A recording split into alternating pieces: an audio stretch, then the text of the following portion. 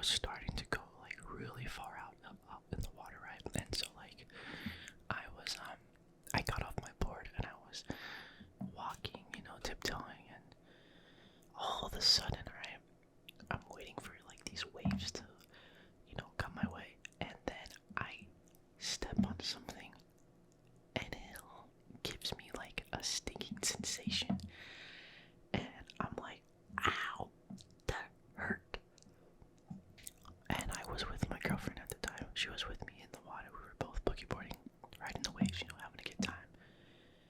And I didn't think this was gonna happen to me, right? So as soon as I felt the sensation on my foot, because that's where it happened, I got stung. I was like, ow, ow, ow, ow, ow, ow, ow, ow, ow, ow, ow, I gotta get out, I gotta get out. I was like, I was calling my girlfriend's name, and I was like, I think I just got stung by a jellyfish. I think I just got stung by a jellyfish. And she's like, oh my god, okay. So we rushed, we got out of the water, stepped out, and then we rushed over to the lifeguard tower. And lo and behold, there was actually other people who were stung as well. And so, like, I was like, oh, they were all sitting down in chairs with hot water. They had these tubs, these little, like, mini tubs of hot water where they were placing their feet in. Because what happens is when a jellyfish stings you, it projects like this, like, venom inside you, right?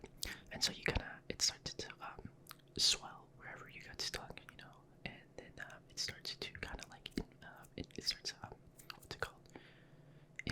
Inflammation, right? Inflammation and swelling, and so the hot water kind of stops. It should stop, prevent that, or like slowly decompress the sting area, and so there were some other people who got really stung, like they got stung like worse than me.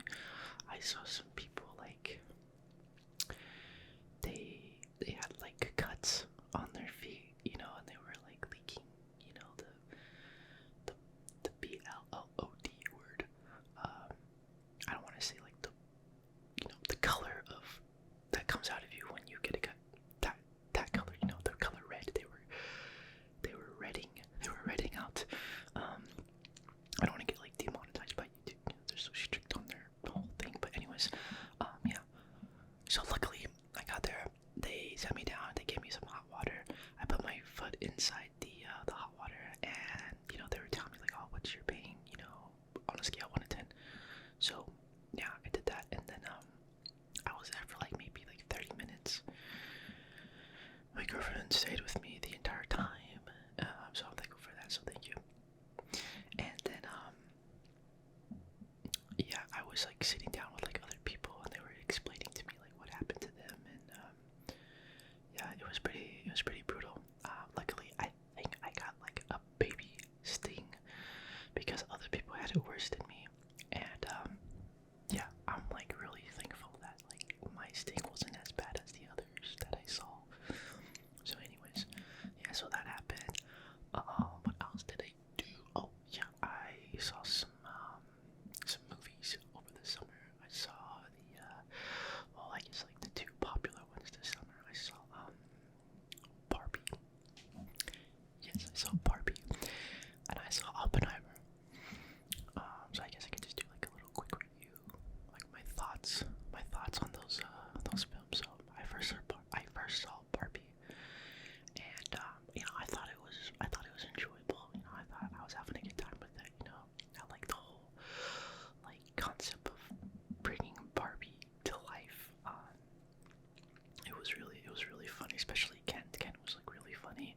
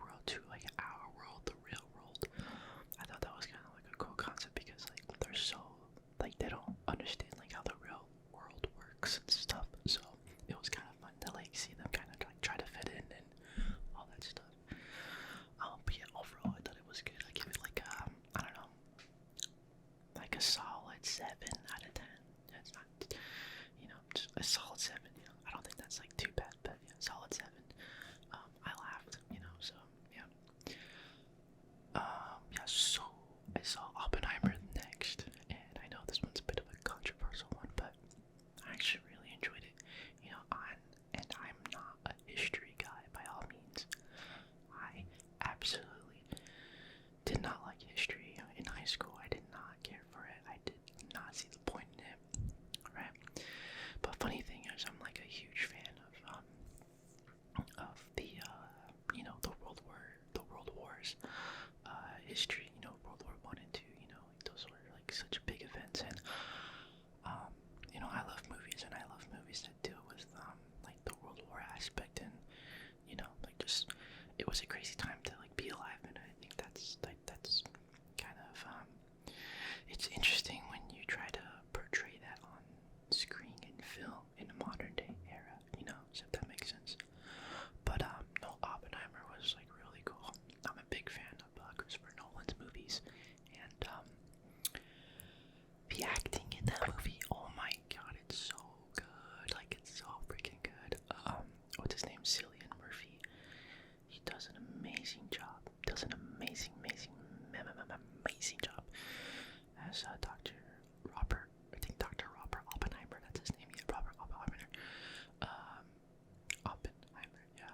But it's so funny because Barbie and Oppenheimer were like, they came out like the same day, I believe, and the memes from those movies were just like, oh my god. We had the memes, we had like the war between who was gonna make more money, which movie was gonna do better, and you had like those memes where it was like, oh, me about to go watch Barbie, right, with like all the boys. It's like freaking, like them in suits and everything, and like all dripped out, and like they're gonna go watch Barbie, or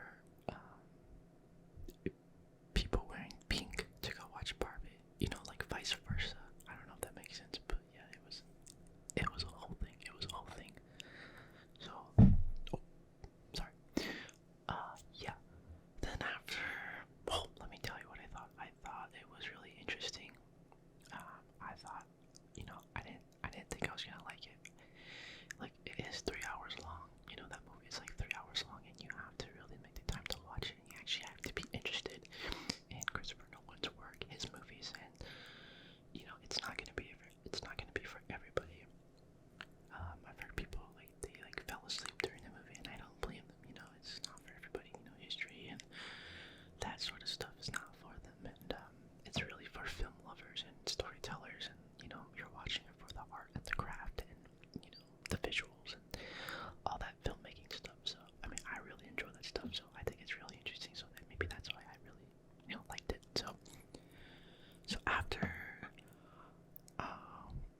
if I had to rate it, I would give it like an 8, so like 1 more point up than Barbie.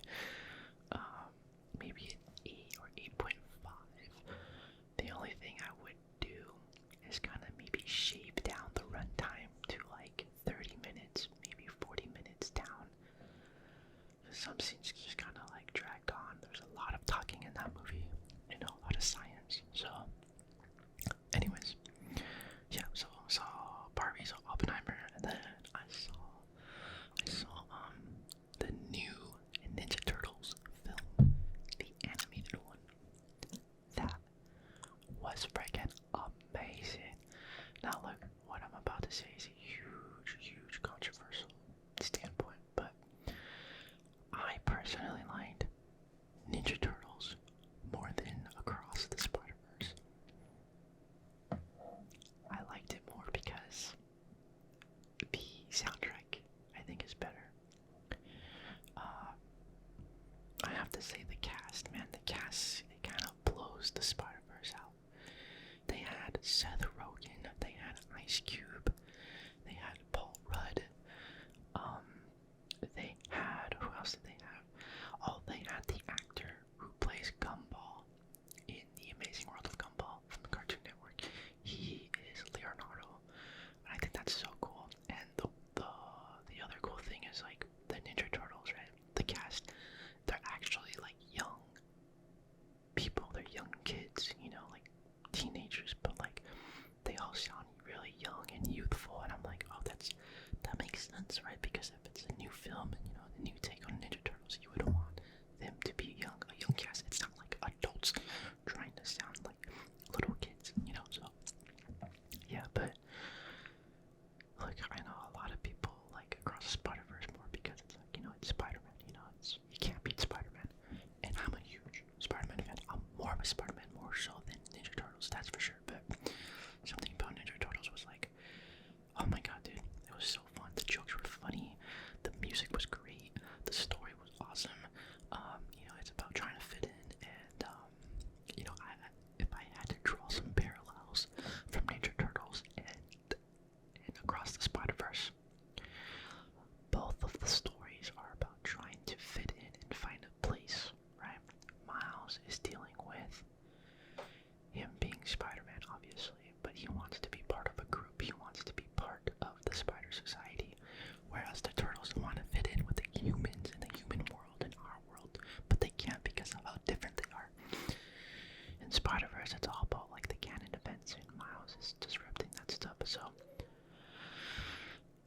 I think it was really great to just have a new take and fresh take on Ninja Turtles. And we've gotten so much Spider-Verse stuff lately, and I'm just kind of like iffy on it. It's kind of like the same thing. So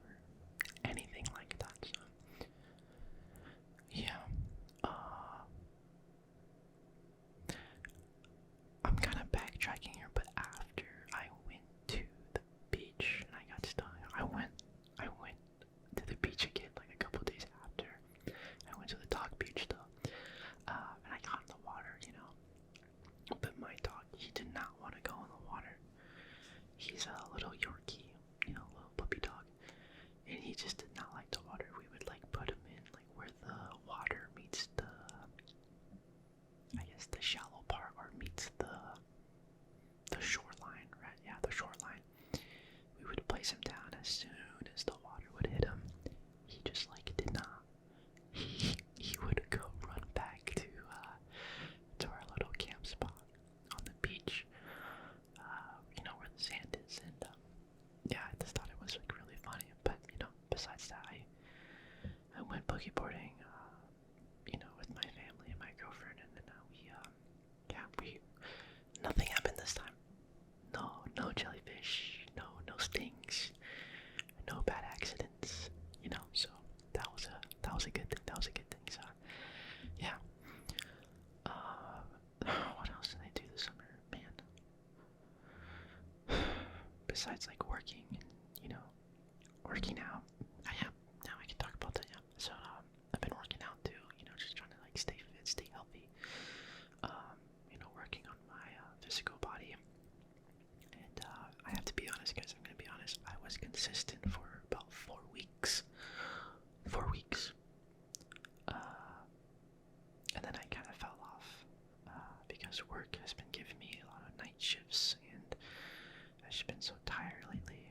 And I know I haven't been posting, but I'm gonna change that. So I want to post more. I want to make more videos and such. And so, but yeah, I've been working out, and it feels good. I've seen some changes. I've seen some results, and usually when you see results, that's what keeps you going. That's what keeps you, more motivated, more focused, and more hungry for success. And so yeah, if you guys do work out, I got my fitness people out there. You know the challenge. It's all about getting out of your comfort zone. And if you are thinking about working out, I say go for it, because there are a lot of benefits for it. There is, it's scientifically proven. You have the benefits of less stress, stress relieving. When you're working out, you're relieving all that stress, and you're releasing dopamine. Dopamine, and it makes you feel good. And after you've worked out, and you get all that dopamine, it's also nice knowing that you worked on your body to make it better. You made it stronger. And once you keep that flow going, and it's easier said than done. I know it's easier said than done, but you really just have to throw yourself in the pool sometimes. Not literally, but like mentally. You just have to do it. You just have to jump in and do it. You have to put yourself in front of those weights, in front of that treadmill, outside the path where you're gonna run. All those analogies, I guess. But, whatever works for you, even if it's like 20 minutes, 15 minutes a day, or maybe an hour a day, For me, I would do 30 minutes to 40 minutes a day. And once you start seeing results and progress, then you're really gonna want to like, hey, yeah, this feels good. I want to keep going again. And you're also helping your mind, your body, and your soul. So I would say go for it. It's not a bad thing. It's a good thing. And you might end up liking it. So yeah. Yeah. I'm trying to think what else has happened.